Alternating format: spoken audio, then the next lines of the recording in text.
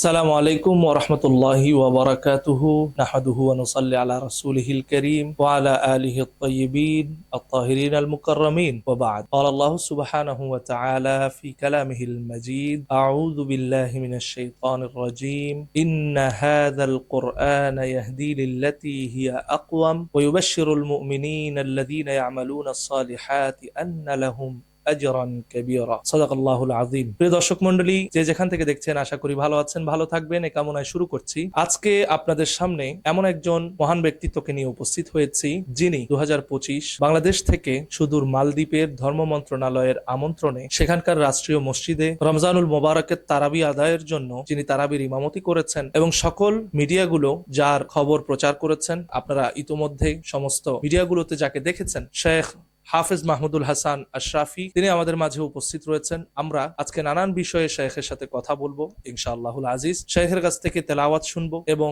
আমাদের জন্য শেখ কিছু পরামর্শ দিবেন। যারা ছাত্র রয়েছেন, হাফিজুল কোরআন হিফজ করছেন যারা এবং যারা শোনাচ্ছেন, তাদের জন্য আমরা কিছু পরামর্শ শেখের জবান থেকে শুনবো ইনশাআল্লাহ। প্রথমেই আমরা সরাসরি শেখের কাছে চলে যাব প্রশ্ন নিয়ে, যে বিষয়টিতে বাংলাদেশের একজন ইন্টারন্যাশনাল হাফেজ হিসেবে আপনি আমাদের দর্শকদেরকে একটু বলবেন যে আপনি বাংলাদেশ থেকে কয়টি দেশে এ যাবত প্রতিযোগিতা দিয়েছেন এবং কৃতিত্বের সাথে উত্তীর্ণ হয়েছেন, কততম হয়েছেন, এ বিষয়ে প্রথমেই আপনার কাছে আমরা জানতে চাইবো। শুকরান ওয়া বারাকাল্লাহু ফিক।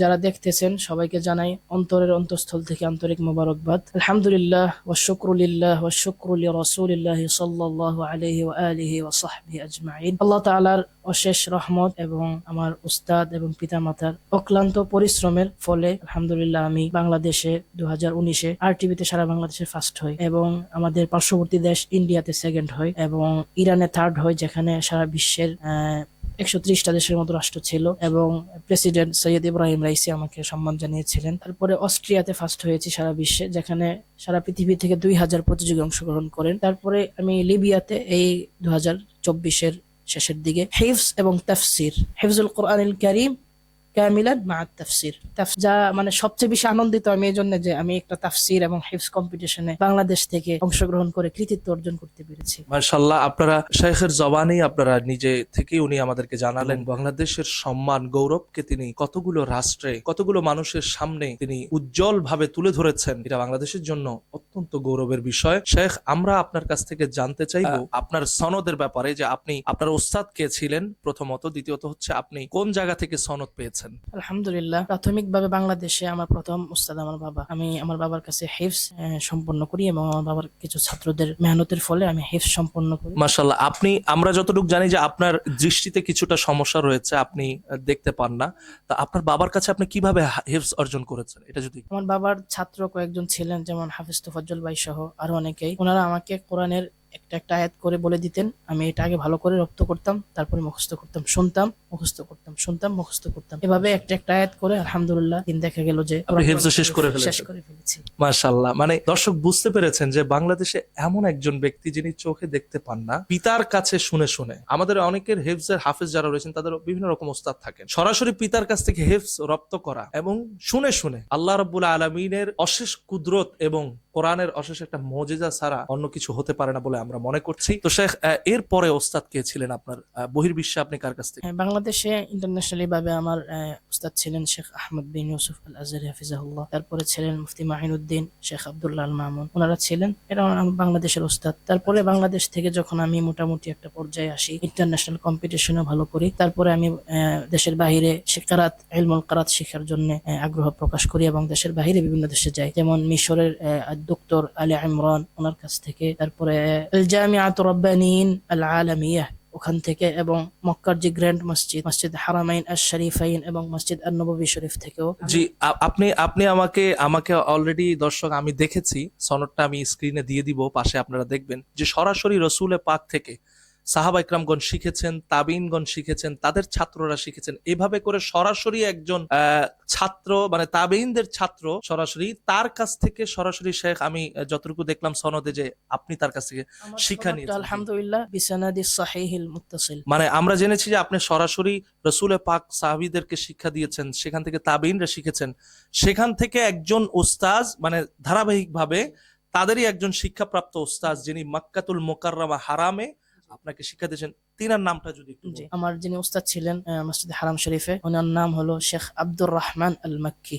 ওনার থেকে আমি ইমাম আসিমের দুইটা কেরাত, হাফস এবং শুআবা, এই দুটা কেরাত আমি শাহাদা অর্জন করি। একদম রাসূলুল্লাহ সাল্লাল্লাহু আলাইহি সাল্লাম পর্যন্ত পৌঁছেছে, এবং এর ধারাবাহিকতা আল্লাহ পাক যে বলছেন, ইন্না নাহনু নাযালনা যিকরা ওয়া ইন্না লাহু হাফিজুন, কোরআন যে আল্লাহ পাক হেফাজত করবেন, এই ধারাবাহিকতাটা এই সিলসিলার মানে মাধ্যমে চলে যেই আসছে। ধারাবাহিকতায় আল্লাহ হেফাজতের ওয়াদা দিয়েছেন সেই ধারাবাহিকতার সিলসিলাটি আপনি সনদ সহকারে রপ্ত করেছেন। আলহামদুলিল্লাহ। মাশাআল্লাহ।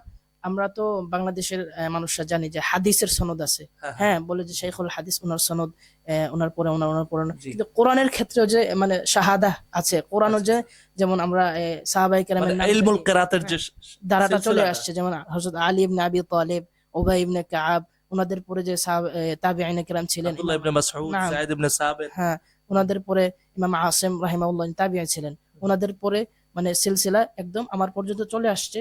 এবং আমার যে শাহাদা, আপনার সিলসিলাটা মানে কত নম্বর?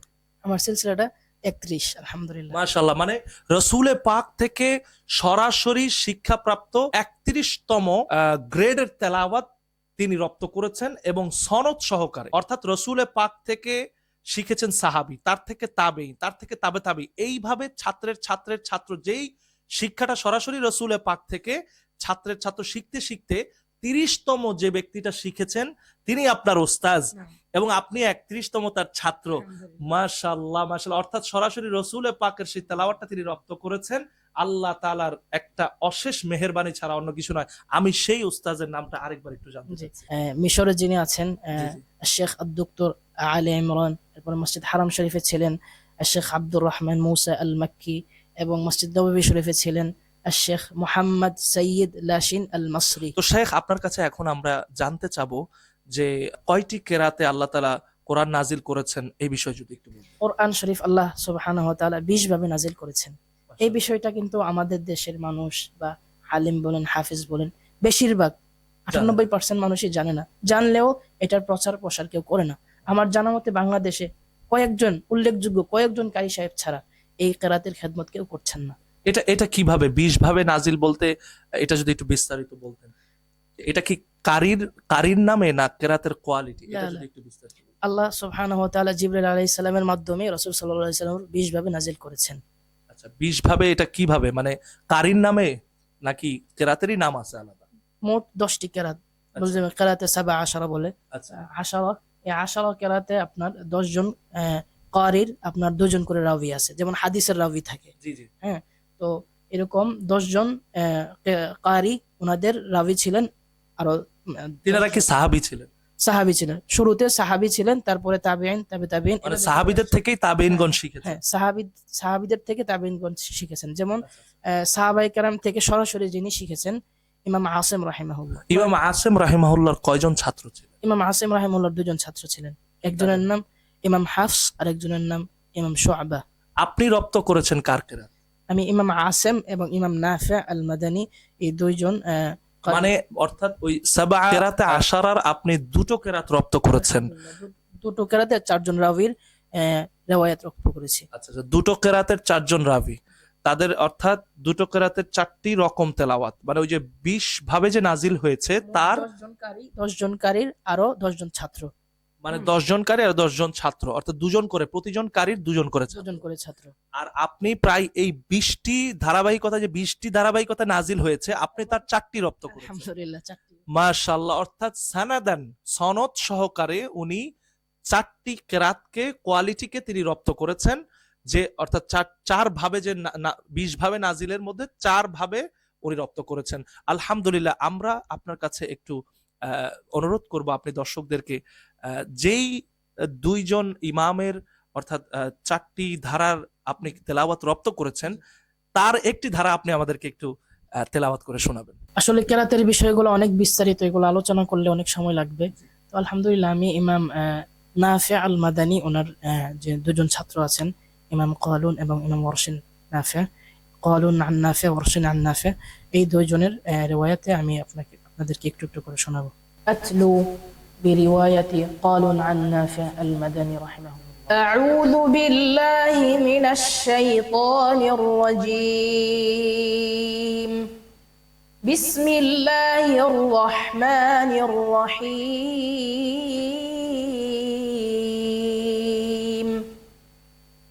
يا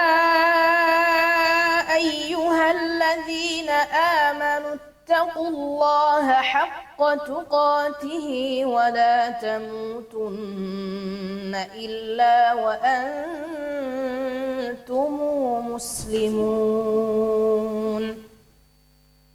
واعتصموا بحبل الله جميعا ولا تفرقوا واذكروا نعمة الله عليكم إذ كنتم أعداء فألف بين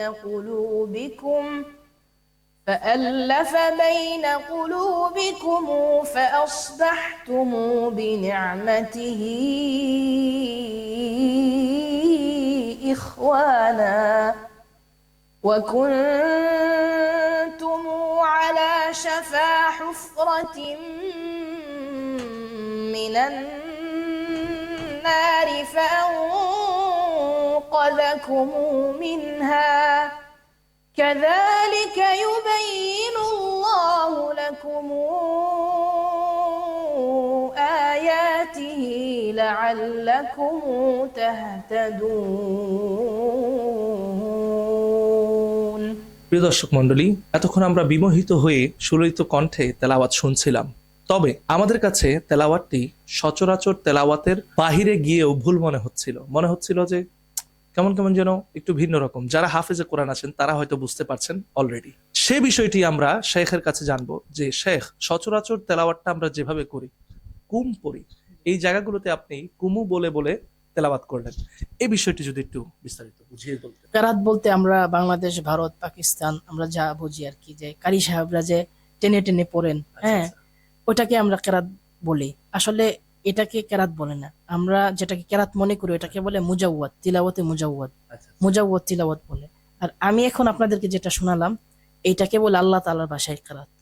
আল ফারক বাইনা তিলাওয়াতাইনি বলতে এক তিলাওয়াতের সাথে আরেক তিলাওয়াতের পার্থক্য, এক রাউইর সাথে আরেক রাউইর পার্থক্য, অর্থাৎ আমরা যে বর্ণনার পার্থক্য আর কি। আচ্ছা, মানে অর্থাৎ আমরা যে সচরাচর তেলাওয়াতটা শুনি, অর্থাৎ আপনি কুমের জায়গায় কুমু পড়লেন, এই যে পার্থক্যটা করে পড়লেন, এটাই কেরাত মূলত। জি, এই যে কুম ইমাম আসিমের মতে কুম, আর ইমাম কালুনের মতে কুমু। কিন্তু কালুন তো ওনারই ছাত্র। না, কালুনের উস্তাদ ইমাম নাফি আল মাদানী, আর ইমাম আসিমের দুজন ছাত্র, একজন হাফস, একজন শুবা। ওনাদের মতে কুম। আর ইমাম নাফি আল মাদানীর ছাত্র ইমাম কালুন, ওনার মতে কুমু। তার মানে দুটোটাই সহিহ। হ্যাঁ, দুটোটা সহিহ বলতে আল্লাহ তাআলা বিশেষভাবে নাজিল করেছেন, এই সবগুলাই সহিহ। আচ্ছা, মাশাআল্লাহ। তার মানে আমাদের যে এতক্ষণ যেটা সুললিত কণ্ঠে বিমোহিত হয়ে শুনছিলাম, যেটাকে আমরা ভুল মনে করছিলাম, অ্যাকচুয়ালি সেটাও সহিহ। অর্থাৎ তিনি যেটাকে, অর্থাৎ সচরাচর তেলাওয়াত এবং আনকমনের তেলাওয়াত শুনিয়ে আমাদেরকে বোঝালেন যে এই যে সচরাচর এবং আনকমন দুটো তেলাওয়াতের পার্থক্যটা, এটার নামই হচ্ছে কেরাত। আমরা আরেকটি পদ্ধতিতে যে আপনি শিখেছেন সেটাও একটু শুনতে চাই। ধন্যবাদ। আউযু বিল্লাহি মিনাশ শাইতানির রাজীম। বিসমিল্লাহির রহমানির রহিম।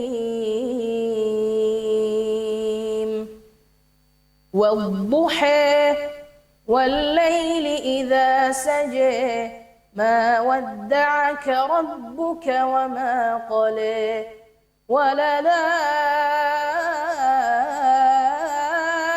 ওয়ালাল-আখিরাতু খায়রুল লাকা মিনাল উলা ওয়ালাসাউফা ইউ'তিকা রাব্বুকা ফাতারদা আলাম ইয়াজিদকা ইয়াতীমান ফাআওয়া ووجدك ضالا فهدى ووجدك عائلا فأغنى ووجدك عائلا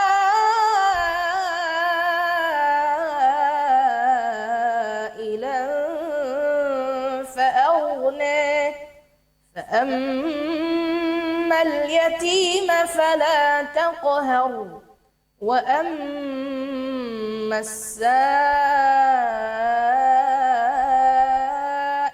فلا تنهر وأما بنعمة ربك فحدث। প্রিয় দর্শক মণ্ডলী, এতক্ষণ যাবৎ সুরলিত কণ্ঠে বিমোহিত হয়ে আমরা যে তেলাওয়াতটি শুনছিলাম, যেটি সচরাচর তেলাওয়াতের বাইরে গিয়েও ওয়াদ্দুহার জায়গায় ওয়াদ্দুহে পড়েছেন, শেখের কাছে জানবো বিষয়টি আসলে কি। আসলে এখন যেভাবে পড়েছি এভাবেও আল্লাহ তাআলা নাজিল করেছেন, সুবহানাল্লাহ ওয়া বিহামদিহি। আসলে আমাদের তার মানে শেখ, আমরা যদি যেমন সাব্বিহ ইসমা রাব্বিকাল আলার জায়গায় কি এখানে এই তেলাওয়াতে কি আলে হবে? হ্যাঁ, আলে হবে, তবে এই তেলাওয়াত শেখার জন্য একজন উস্তাদের কাছে যেতে হবে এবং উস্তাদের থেকে এটা পড়ার জন্য আপনার শাহাদা লাগবে। কেননা যেমন আমরা যখন হাদিস বর্ণনা করি, হাদিসের ক্ষেত্রে কিন্তু আপনি যে হাদিস বর্ণনা করবেন এই জন্য আপনার ইজাজত থাকতে হবে, অর্থাৎ মুহাদ্দিস হতে হলে যেমন ইজাজত লাগে। হ্যাঁ, অবশ্যই। অর্থাৎ প্রিয় দর্শক, এই তেলাওয়াতটা শাহাদা ছাড়া আপনি পড়াইতে কিংবা শোনাইতে পারবেন না। আপনার নিজের পড়তে হলেও এটাকে আগে উস্তাদ যারা শিখতে হবে। শেখ, বিষয়টা কি এরকম? হ্যাঁ, এরকম যারা রাসূল সাল্লাল্লাহু আলাইহি সাল্লাম থেকে মুত্তাসিল সনদ, একদম মুত্তাসিল সনদ পেয়েছেন ইলা রাসূলিল্লাহ সাল্লাল্লাহু আলাইহি সাল্লাম পর্যন্ত, এরকম একজন প্রসিদ্ধ শেখের কাছে গিয়ে নিজের তেলাওয়াত শোনাতে হবে এবং কোথায় কোন পার্থক্য রয়েছে এগুলো জানতে হবে।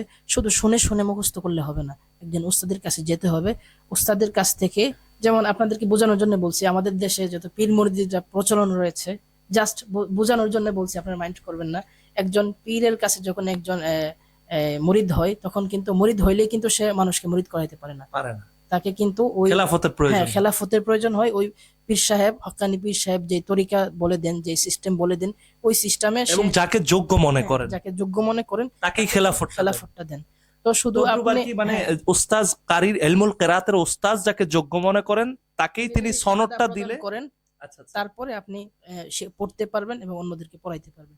শুধু কারি সাহেবের কাছে পড়ছেন তাই বলে আপনি পড়াইতে পারবেন না, সুবহানাল্লাহ, হুকুম রাখেন না আপনি। এটা অত্যন্ত লেজেন্ডারি একটা তেলাওয়াত বলা যেতে পারে, যেটার অর্থাৎ কোনো বিষয় বাংলাদেশে যখন কোনো খাবার বা কোনো প্রোডাক্ট তৈরি হবে, সেটা যেমন একটা অনুমোদনের প্রয়োজন হয়, বিএসটিআই বা যে কোনো একটা গুরুত্বপূর্ণ সরকারি অনুমোদন লাগে, তদ্রূপ এই কিরাতের লেজেন্ডারি এই কোয়ালিটিটা পড়তে হলে একটা অনুমোদন এবং সাক্ষী সনদের একটি প্রয়োজন রয়েছে।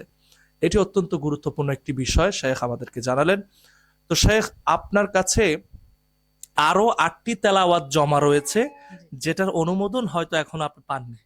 তো আপনি কি এটা শেখার জন্য মানে কাজ করছেন কিনা? আমি শেখার জন্য কাজ করে যাচ্ছি নিয়মিত, আলহামদুলিল্লাহ উস্তাদের কাছে পড়তেছি। আপনি শেখ, আপনি কি মনে করেন যে এটা আপনার কতদিন লাগতে পারে এই 8টি তেলাওয়াত বাকি রপ্ত করতে? আপনার কতটুকু সাধনার প্রয়োজন? আসলে কেরাত শেখার জন্য অনেক সময় ব্যয় করতে হয়। আমি তো পাশাপাশি আরো কিছু পড়াশোনা করি, যেমন মাদানী হিসেবের পড়াশোনাগুলো করতে হয়। আপনি আমাদের দর্শকদের মধ্যে যারা সাধারণ হাফেজ রয়েছেন, কিংবা যারা হিফজখানায় খেদমত করছেন, বা যারা হাফেজ হবেন বলে ভাবছেন, কিংবা যারা নাজারা পড়ছেন, বা যারা ইলমুল কিরাত শিখতে চান, এই ধরনের ছাত্রদের ক্ষেত্রে আপনার কি নসিহত? আসলে আমরা আমাদের দেশে একজন মুহাদ্দিসের গুরুত্ব আছে, মুফাসসিরের গুরুত্ব আছে, মুফতির গুরুত্ব আছে, কিন্তু কারি বলতে যে এত আলা মাকামের যে একটা স্তর রয়েছে, আমরা সাধারণত আমরা এটা কদর করি না এবং এটা জানিও না। সাহাবায়ে কেরামের মধ্যে একজন কারি রয়েছে, আল মুকরি উবাই ইবনে কাব রাদিয়াল্লাহু আনহু। তো জি, আমরা জানি বুখারীতে একটা হাদিস রয়েছে, হযরত ওমর ফারুক রাদিয়াল্লাহু তাআলা আনহু বলেছেন, আকরাউনা উবাই ইবনে কাব ওয়া আকদানা আলী ইবনে আবি তালিব। অর্থাৎ হযরত ওমর ফারুক রাদিয়াল্লাহু আনহু বলছেন যে আমাদের কারি শিক্ষক ছিলেন উবাই ইবনে কাব এবং আমাদের চিফ জাস্টিস ছিলেন আলী ইবনে আবি তালিব। আপনার কথার একটা বিশেষ বিষয় আমরা বুঝতে পারছি, ইলমুল কিরাতের প্রতি আপনি যে গুরুত্ব দিচ্ছেন, অর্থাৎ ইলমুল কিরাতটা যদি ভালো করে মানুষ রপ্ত করতে পারে, তারাও আল্লাহর রাসূলের এই সনদে যুক্ত হতে পারবে। এবং আল্লাহ তাআলার কাছে উবাই ইবনে কাবের যেরকম শান বুলন্দ হয়েছে, আল্লাহ তাআলা জান্নাতে উবাই ইবনে কাবের কাছাকাছি থাকার তৌফিক দান করবে। শেখ আমাদেরকে বোঝাতে চাচ্ছেন যে ইলমুল কেরাত সম্পর্কে আমরা যথেষ্ট নলেজ গভীর থেকে অর্জন করার জন্য আমরা চেষ্টা করব, পরিশ্রম করব। খালি ইলমুল কেরাত গলায় জোর আছে আর সুর আছে আর মুখে তাজবিদ থাকলে টেনে টেনে বললেই যে কেরাত হবে, বিষয়টা তা নয়। সেটার ভিতরে গভীর তত্ত্ব উপাত্ত রয়েছে, সেখানে জ্ঞান রয়েছে, সেখানে পড়ার ধরন, কোয়ালিটি, ওস্তাদদের নামগুলো রয়েছে, সাহাবাই ক্রামগণ কিভাবে পড়তেন, সেটার হাল কিরকম, সেটার লফজ কিরকম, সেটার স্টাইল কিরকম, এগুলো শেখের কাছে বিশদভাবে সনাদান মাতানান এগুলোর শাহাদা রয়েছে। শেখ আমাদেরকে এতক্ষণ বিস্তারিত সেটাই বোঝালেন। যারা আমরা হেফজুল কোরআন করতে চাচ্ছি, যারা আমরা পড়াতে চাই, বিভিন্ন মাদ্রাসায় পড়াই অলরেডি, যারা নিয়ত করেছি সন্তানদেরকে নাজারা হাফেজ এগুলো বানাবো, তাদেরকে শেখের পক্ষ থেকে পরামর্শ যেন ইলমুল কেরাতের গভীর জ্ঞান তত্ত্ব উপাত্তগুলো যেন আমরা সন্তানদেরকে শিখাই এবং শিখতে উৎসাহ করি। প্রিয় দর্শক, আমরা একদম শেখের সাথে আলাপচারিতার শেষ পর্যায়ে চলে এসেছি। সর্বশেষ যে প্রশ্নটি থাকবে, আমাদের বাংলাদেশের গৌরব এবং রত্ন, মুখ উজ্জ্বল করে শেখ দেশ বিদেশে বিভিন্ন জায়গায় পরিশ্রম করে ইলমুল কেরাত অর্জন করে 2টো কেরাত অর্জন তিনি রপ্ত করেছেন, আরো 8টি কেরাতের জন্য রপ্ত করার জন্য তিনি অক্লান্ত পরিশ্রম চালিয়ে যাচ্ছেন। আমরা শেখের কাছে জানতে চাই, শেখ আপনি যে 2টি কেরাতকে রপ্ত করেছেন শাহাদাতান ওয়া সানাদান, শেখ আমরা আপনাদের কাছে জানতে চাই, এখন আমাদের দর্শক প্যানেলের কেউ যদি আপনার কাছে ছেলেদেরকে পড়াতে চায় বা কেউ যদি শিখতে চায়, আপনি কি শিখাবেন কিনা? আপনার তো ইজাজত আছে। আমি অত্যন্ত আনন্দের সাথে জানাচ্ছি যে আমার বাবার একটি মাদ্রাসা রয়েছে, আপনারা যোগাযোগ করবেন। আমি ওখানে প্রতি সপ্তাহে সময় দিই। মাদ্রাসার নামটা যদি একটু বলুন। মাদ্রাসার নামটা আমার দাদার নামে, আমার দাদা একজন মুহাক্কিক আলেম এবং কারি ছিলেন, হযরত ইসহাক রহমাতুল্লাহ আলাইহি, হাফেজ ইসহাক রহমাতুল্লাহ আলাইহি ইন্টারন্যাশনাল মাদ্রাসা। তো ওখানে আলহামদুলিল্লাহ আমি কেরাতের জন্য সময় দিব, এবং যারা দূর দূরান্ত থেকে শিখতে চান, অনলাইনে একটি ক্লাস রয়েছে আমার হোয়াটসঅ্যাপ গ্রুপে, যারা শিখতে চান যোগাযোগ করবেন ইনশাআল্লাহ। আপনার হোয়াটসঅ্যাপ গ্রুপের নাম এবং নাম্বারটা? আসলে আমার যে হোয়াটসঅ্যাপ গ্রুপের যে প্রতিষ্ঠানটা, এটার নাম দিয়েছি আল মাদ্রাসাতু রাসূলিল্লাহি সাল্লাল্লাহু আলাইহি ওয়াসাল্লাম। তো ওখানে আপনারা অ্যাক্টিভ হবেন এবং যারা শিখতে চান পার্সোনালি যোগাযোগ করবেন ইনশাআল্লাহ। আমি চেষ্টা করব, আমি পড়ালেখার পাশাপাশি যদি আপনাদেরকে একটু সময় দেওয়া যায়। ওখানে কিভাবে জয়েন হবে, মানে এটা নাম্বার লাগবে না? নাম্বারটা দিয়ে দেব ইনশাআল্লাহ। নাম্বারটা যদি বলে দিতে। আপনার মাধ্যমে ডেসক্রিপশনে দিয়ে দেওয়া হবে। আচ্ছা ঠিক আছে, নাম্বার আমরা ডিসক্রিপশনে কমেন্ট বক্সে যাদের প্রয়োজন আমরা নাম্বার দিয়ে দেবো সেখানে। আপনারা এতক্ষণ যাবত আমাদের সাথে দেখেছেন যে বিশ্বজয়ী বাংলাদেশের গৌরব একজন হাফেজ কোরআন এবং হারম শরীফ থেকে মক্কাতুল মুকাররমা থেকে যিনি আল্লাহ রাসূল সাল্লাল্লাহু আলাইহি ওয়াসাল্লামের শিখানো ইলমুল কেরাতের ধারাবাহিকতা 2টি কেরাতকে রপ্ত করে 8টি কেরাতকে রপ্ত করার অক্লান্ত পরিশ্রম চালিয়ে যাচ্ছেন। আপনারা যদি আপনাদের সন্তানদেরকে এই রকম একজন মহান হাফেজ কোরআন হিসেবে গড়ে তুলতে চান এবং যারা ইচ্ছা করেছেন যে গড়ে তুলবেন আপনাদের সন্তানদের, তাদের কাছে অনুরোধ থাকবে ইনশাআল্লাহ আপনারা শেখের মতো এরকম উস্তাদ যারা রয়েছেন তাদের সাথে পরামর্শ করবেন, তাদের সাথে যোগাযোগ করবেন এবং তাদের কাছ থেকে পরামর্শ এবং নসিহত যোগাযোগের মাধ্যমে আপনাদের সন্তানদেরকে সুযোগ্য হাফেজ হিসেবে গড়ে তুলবেন। শেখের জন্য দোয়া করবেন আপনারা, শেখও আপনাদের জন্য দোয়া করবেন। আজকে এ পর্যন্তই থাকলো। ওয়া আখিরু দাওয়ানা আলহামদুলিল্লাহি রাব্বিল আলামিন। আসসালামু আলাইকুম ওয়া রাহমাতুল্লাহ।